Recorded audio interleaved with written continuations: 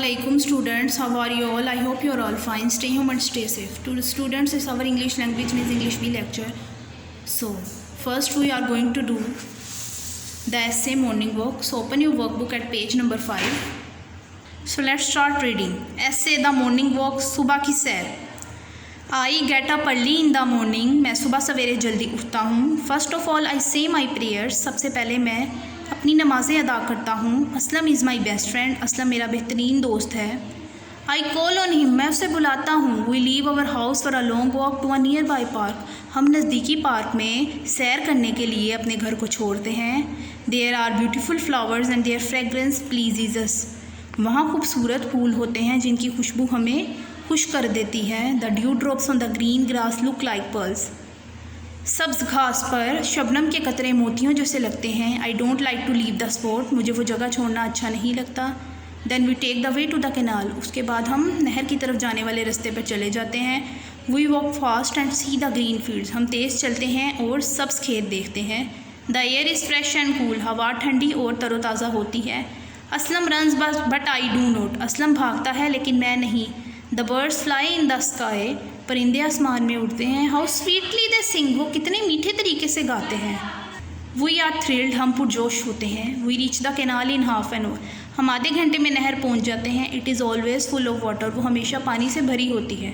A lot of man and boys are seen swimming there. बहुत से आदमी और लड़के वहाँ तैरते नज़र आते हैं. वो इन्जॉय बहुत. हम भी नहाते और लुत्फ़अंदोज़ होते हैं. When we feel tired we come out. जब हम थक जाते हैं बाहर निकल आते हैं. We go back to our homes before it is too hot. हम गर्मी होने से पहले अपने घरों को वापस आ जाते हैं. All the day long I feel cheerful. तमाम दिन मैं खुशी महसूस करता हूँ. And I am ready to work. और मैं काम के लिए तैयार होता हूँ. यानी in this essay the benefits of the morning walk have been mentioned कि जो सुबह की सहर है हमारी हेल्थ पर किस तरह इफ़ेक्ट करती हैं. हम पूरा दिन फ्रेश रहते हैं और अपने काम करने को तैयार रहते हैं. I hope you have understood it. Now come to the page number 15. We are going to do the story. Honesty is the best policy. यानी ईमानदारी बेहतरीन हिकमत अमली है. अब ये जो स्टोरी है ना, इसके सेंटेंसेस अरेंज नहीं हुए आपने इन्हें अरेंज करना है. मैं स्टेटमेंट पढ़ रही हूँ. Rearrange the sentences to make a story.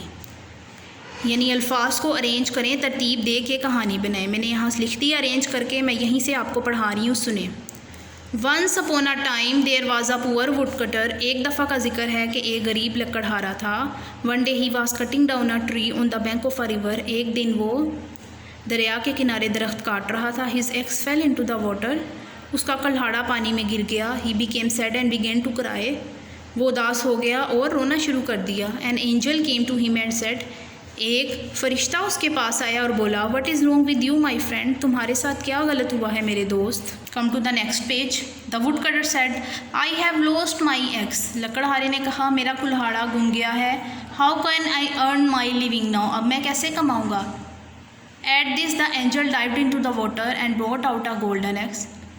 उस वक्त जो फरिश्ता था वो पानी में गया और वो एक सोने का कुल्हाड़ा ले आया. यानी वो उसकी ईमानदारी को टेस्ट करना चाहता था. He wanted to test his honesty कि वो ये लकड़हारा कुल्हाड़ा लेता है या नहीं लेता. ठीक है. He said to the woodcutter, is it yours. उसने लकड़हारे से कहा, क्या ये तुम्हारा है. The woodcutter said, no it is not mine. लकड़हारे ने कहा, नहीं ये मेरा नहीं है. Then he brought a silver axe. उसके बाद वो एक चांदी का कुल्हाड़ा ले आया. The honest man refuse to take is. ईमानदार आदमी ने उससे भी लेने से मना कर दिया. At last angel brought an iron axe. उसके बाद फरिश्ता लोहे का कुल्हाड़ा ले आया. He accepted it. तो फिर लकड़हारे ने उसे कबूल कर लिया. The angel was very pleased. फरिश्ता बहुत खुश हुआ. He gave him all axes as a reward for his honesty. उसने उसे उसकी ईमानदारी के बदले में सारे कुल्हाड़े दे दिए. यानी उसने पहले उसको टेस्ट किया, उसे सोने का और चांदी का कुल्हाड़ा दे के कि कहीं ये लेता है या नहीं, ईमानदार है ये इंसान या नहीं. लेकिन जब उसने लेने से मना कर दिया और सिर्फ अपना आयरन का एक्स लिया, तब उसे एहसास हुआ कि ये तो बड़ा ईमानदार आदमी है. ठीक है. तो उसने क्या किया, उसकी ईमानदारी के बदले में उसे वो भी बाकी दोनों सोने का और चांदी का कुल्हाड़ा भी दे दिया. Okay. The moral, honesty is the best policy. ईमानदारी एक बेहतरीन हिकमत अमली है. यानी अगर हम ईमानदारी से अपना काम करते हैं और झूठ नहीं बोलते हैं तो अल्लाह हमें बहुत सी चीज़ों से नवाजता है। Okay, I hope you have understood it. Learn these things. Till then take care of your self very much. Allah हाफिज़।